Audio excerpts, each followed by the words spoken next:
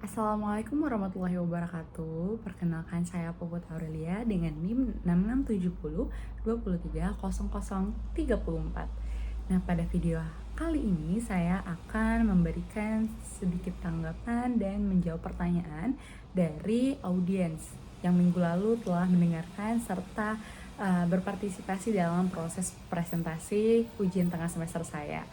Nah, ujian tengah semester politik lokal yang dimana dosen pengampunya itu adalah Bung Yebi. Dan minggu lalu saya sudah mempresentasikan jurnal UTS saya yang berjudul Krisis Transparansi, Proses Perencanaan Pembangunan, Studi Atas Kontrol Demokrasi.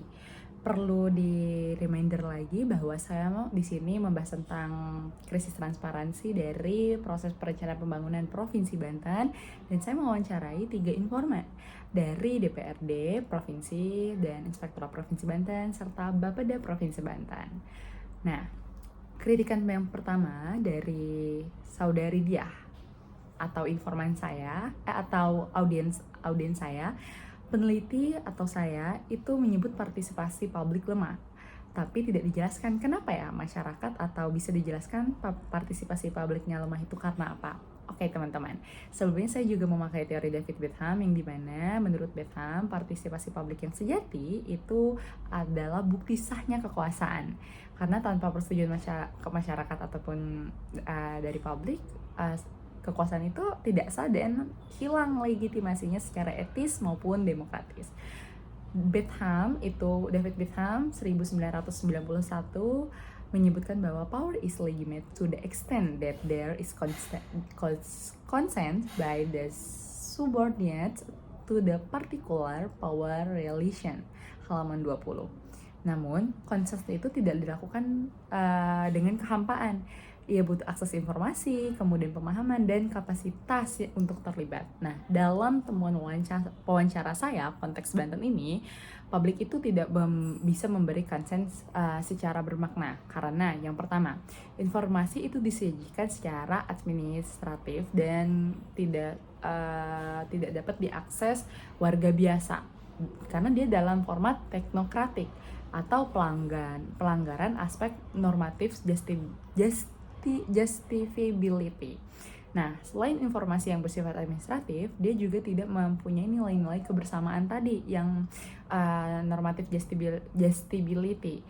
Forum Musrembang itu memang dilakukan secara rutin berdasarkan hasil temuan saya.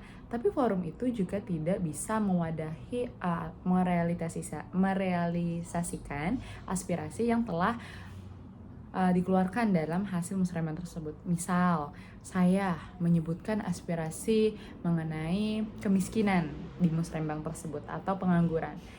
Itu didengarkan oleh pemerintah, tapi tidak dijadikan prioritas, dan alasan pemerintah juga tidak menjadikan itu sebagai hasil dari rencana kerja, RKPD, atau bahkan Rensra yang 1-5 tahun itu karena kata pemerintah, aspirasi kata itu belum mencapai titik prioritas. Jadi itu masih belum melambangkan partisipasi itu secara nyata, substantif juga.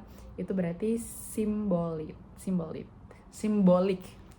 Nah, dan yang terakhir, tidak ada sistem tanggapan terhadap aspirasi sehingga muncul ketidakpercayaan. Yang tadi saya bilang, berdasarkan hasil temuan dan dokumen-dokumen bahwa Musrembang itu mengeluarkan hasil namun tidak dimasukkan ke dalam RKPD, Renja, dan lain sebagainya, karena menurut pemerintah itu belum mencapai titik urgensi seperti itu. Padahal kan jika kita telah yang hidup di luar dari pemerintah itu masyarakat yang mengetahui kurangnya apa. Malah kebijakan-kebijakan mungkin RKPD dan Renja itu merupakan suatu kebijakan yang lahir dari bukan kebutuhan masyarakat atau yang biasa disebut dengan kita kebutuhan kelompok elit. Kemudian kritik yang kedua itu sebenarnya sama dengan kritik yang nomor 3. Saya izin singkatkan atau saya izin menyatukan kedua kritikan ini. Saya itu bilang bahwa, peneliti itu bilang bahwa membangun percaya partisipatif itu terdengar bagus. Tapi apa sih langkah-langkah menurut Anda seperti itu, menurut peneliti untuk membangun partisipasi masyarakat itu? Dan yang ketiga juga bilang perlu sinergi untuk partisipasi masyarakat ini. Ruang dialognya itu kan masih terlihat umum ya, klise, minta maaf ya kalau misalkan memang masih klise penjelasan saya, karena juga waktu itu saya meminimalisirkan waktu. Terima kasih kritikannya, sangat membantu. Mungkin saya bantu jelaskan juga di video kali ini. Betham itu tidak hanya berbicara soal keabsahan hukum, tapi juga soal proses demokratis yang harus dijaga lewat mekanisme dari koreksi dari bawah. Betham mengatakan bahwa di halaman 78, legitimate power depends on ongoing justification and must be subject to institutionalized forms of challenge.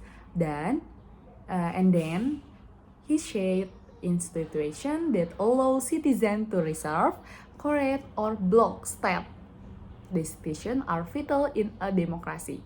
Dia bilang bahwa pada intinya bahasa Indonesia itu dia bilang bahwa masyarakat sipil, citizens itu perlu bisa membenarkan, membantah, atau memblokir keabsahan kekuasaan itu, atau memblokir kebijakan-kebijakan itu. Karena tanpa mereka kekuasaan itu tidak, karena jika mereka tidak berpartisipasi ini, kekuasaan itu tidak sah. Nah, berdasarkan ini, rekomendasi saya itu bukan hanya sekedar jargon. Rekomendasi saya juga berangkat dari beberapa keluhan dan berangkat dari perubahan. Yang pertama, saya merekomendasikan untuk institusi penghubung antar aktor. Institusi itu misal institusinya itu misal forum dialog antar OPD. Nah, saya juga dalam penelitian saya didukung dengan penelitian literasi sebelumnya juga, banyak penelitian sebelumnya yang membahas tentang akuntabilitas Provinsi Serang, instansinya bagaimana, curus kerjanya bagaimana. Nah, sejalan dengan kesimpulan saya nanti yang saya akan jelaskan, bahwa mereka bilang tidak ada forum lintas OPD sebelum Bapeda dan Inspektorat itu melakukan perencanaan dan pengawasan tentang perencanaan pembangunan daerah.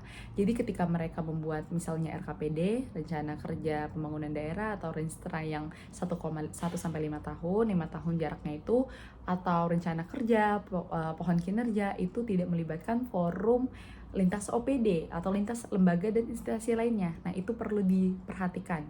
Karena jika tidak dibuat lintas OPD, bagaimana lintas OPD itu untuk menyarankan seperti itu.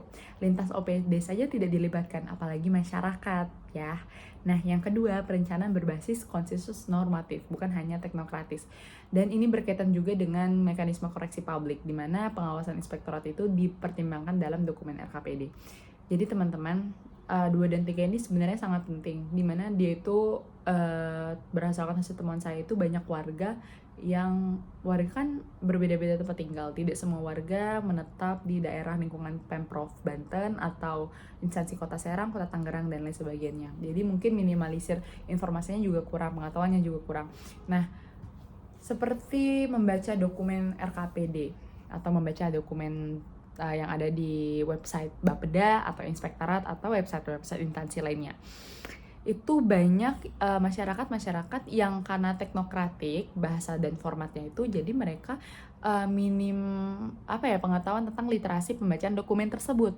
Nah, seharusnya pemerintah itu menyelenggarakan pelatihan untuk membacanya itu. Jadi masyarakat juga bisa menjadikan dokumen-dokumen tersebut sebagai alat kontrol, karena masyarakat bisa membaca dokumen tersebut. Nah, beda dengan masyarakat sekarang yang belum, atau baru sedikit presentasi masyarakat yang ternotis bahwa ada nih ketimpangan dari dokumen-dokumen yang telah diberikan di website tersebut.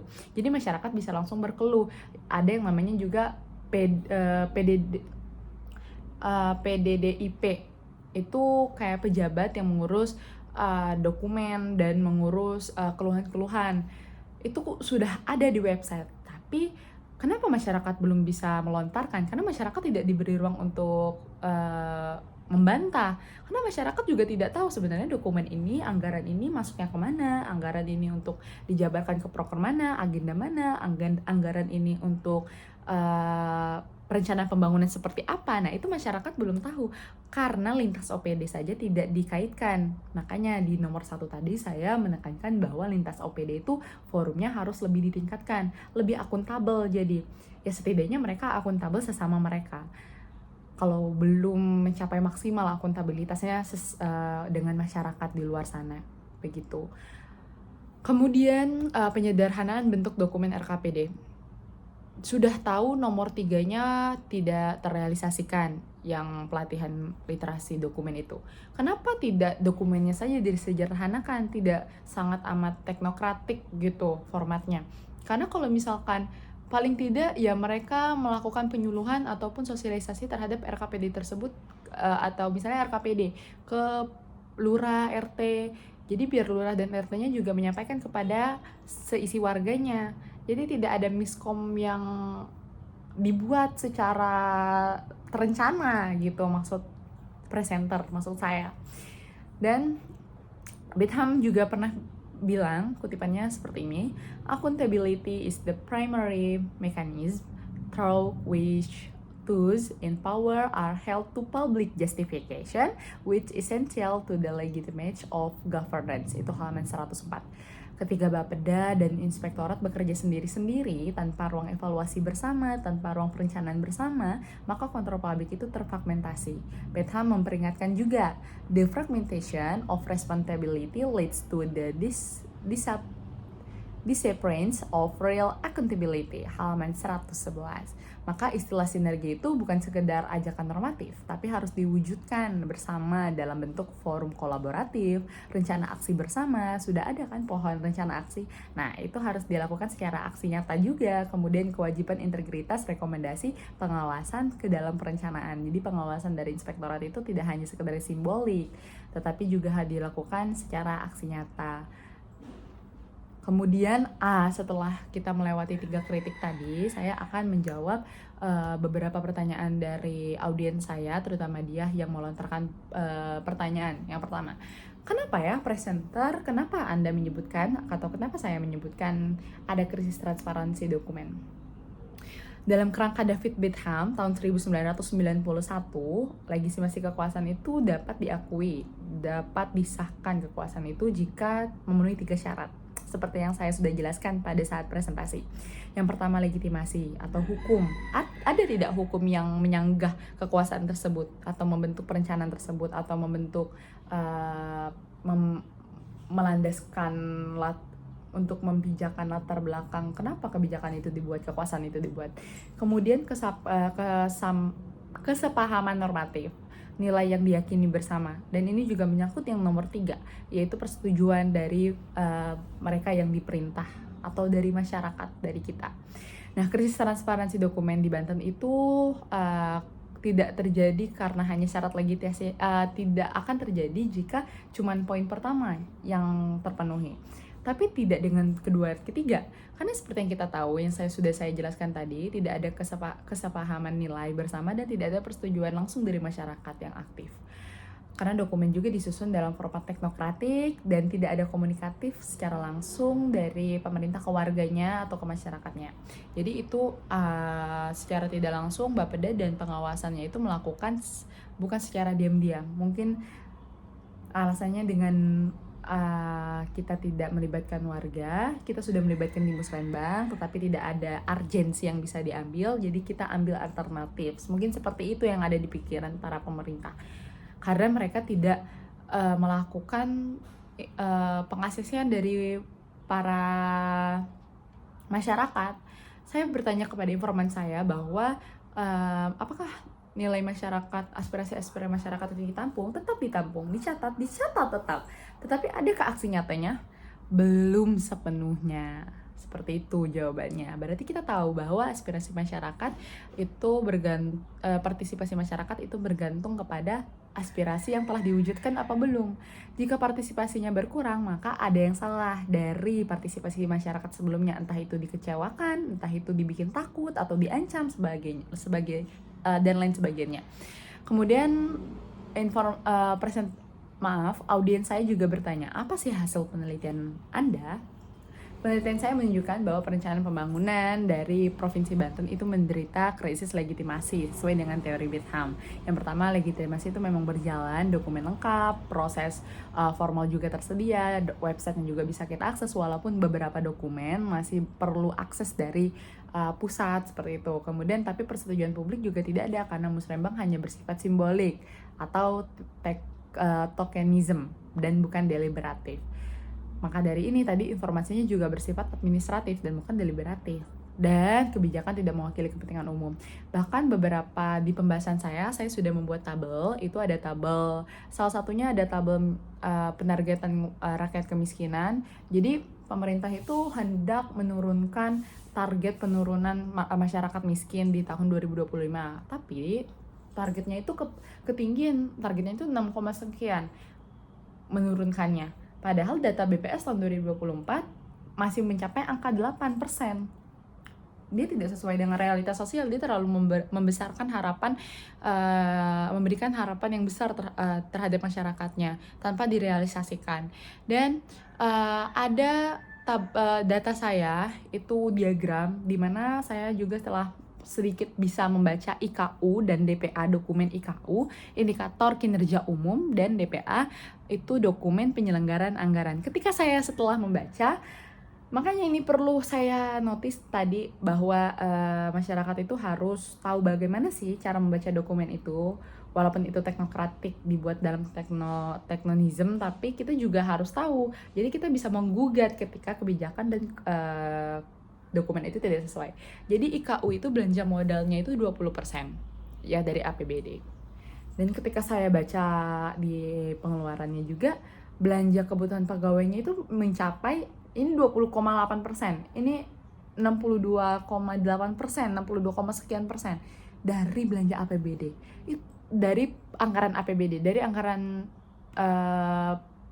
anggaran pegawai pemerintah daerah, dari APBD-nya. Berarti itu lebih dari setengah APBD itu. Dan itu menurut saya sangat-sangat amat fatal karena sepertinya mereka juga melakukan sepertinya mereka juga tidak melakukan transparansi di situ. Belanjanya buat apa saja sampai melebihi batas, melebihi limit, melebihi setengah dari APBD. Seperti itu. Jadi banyak kebijakan yang mungkin masih bukan untuk melindungi kepentingan masyarakatnya, mencukupi kebutuhan masyarakatnya, tapi untuk melindungi kebutuhan segelintir orang atau yang biasa kita sebut dengan kepentingan kelompok elit, kepentingan segelintir orang. Jadi dalam kata Bitham, power is legitimate to the extent that it conforms to rules. Those rules are justified by shared belief and there is advantage of consent.